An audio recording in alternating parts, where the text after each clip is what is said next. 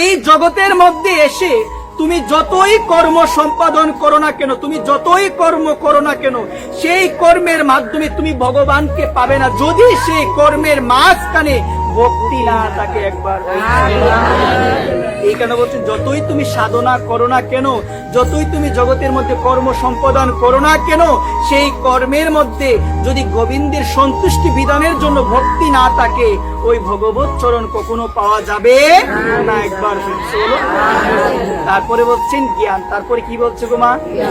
আপনার মধ্যে যতই জ্ঞান থাকুক না কেন, যতই আপনি জ্ঞানী হন না কেন, সেই জ্ঞানের মধ্যে যদি ভক্তি না থাকে, ভগবানকে পাওয়া যাবে না। এই কারণে বলছেন কর্ম এবং জ্ঞান দুটি ভাই। কটি ভাই গো মা? দুইটি ভাই। তারা মাঝখানে আশ্রয় করে রেখেছে কাকে? ভক্তি। কারণ শাস্ত্র সিদ্ধান্ত দিল কর্ম এবং জ্ঞানের মাঝখানে যদি তোমার ভক্তি না থাকে, তুমি কখনো ভবনদী পাড়ি দিতে পারবে না। এই কারণে ভাগবত জানিয়ে দিল কর্ম এবং জ্ঞানের মাঝখানে সব সময় ভক্তি দেবীকে আশ্রয় করে থাকো, তাহলে ভক্তি দেবীর কৃপায় তোমার কর্ম জ্ঞান দুইটা মুক্তির পথে পরিচালিত হবে। একবার কিসের পথে পরিচালিত হবে মা? কিসের পথে গো?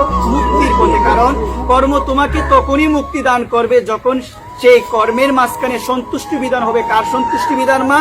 আমার ভগবান অনাদিরাদি গোবিন্দের সন্তুষ্টি বিধান হবে, অন্যথায় সে কর্মের মাধ্যমে কখনো গোবিন্দকে পাওয়া যাবে না।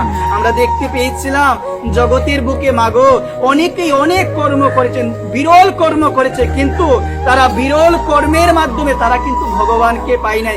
অনেক সাধনাও করেছেন, হিরণ্যকশিপুর মতো সাধনা এই জগতের মাঝে আর কেউ করতে পারবে না।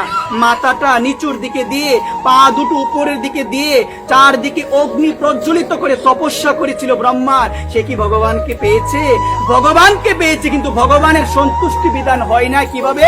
ভগবানই তাকে বধ করেছিল। একবার ভাগবত বলছেন যতই তুমি সাধনা করো না কেন, তুমি ভগবানকে পাবে না। কেন? যদি সেই কর্মের মাঝখানে, যদি সেই সাধনার মাঝখানে ভক্তি না থাকে। হিরণ্যকশিপু এত সাধনা করেছে, আমরা করতে পারবো মা? আমরা কেউ করতে পারবো? আমরা কেউ করতে পারবো না, এত কঠোর সাধনা। কিন্তু তার সেই সাধনা তাকে রক্ষা করতে পারলো না। অন্তিমে তার বধ হলো নৃসিংহদেব ভগবানের হাতে। একবার কার হাতে বধ হয়েছে মা? নৃসিংহদেব ভগবানের হাতে। শাস্ত্র বলছেন সাধনা করো, যাই করো, ভক্তি দেবীকে মাঝখানে রাখো। সে ভক্তি দেবী হলো স্বয়ং তুলসী মহারানী, যার কৃপায় আমাদের কি লাভ হয় গো মা? ভক্তি লাভ হয়। শাস্ত্র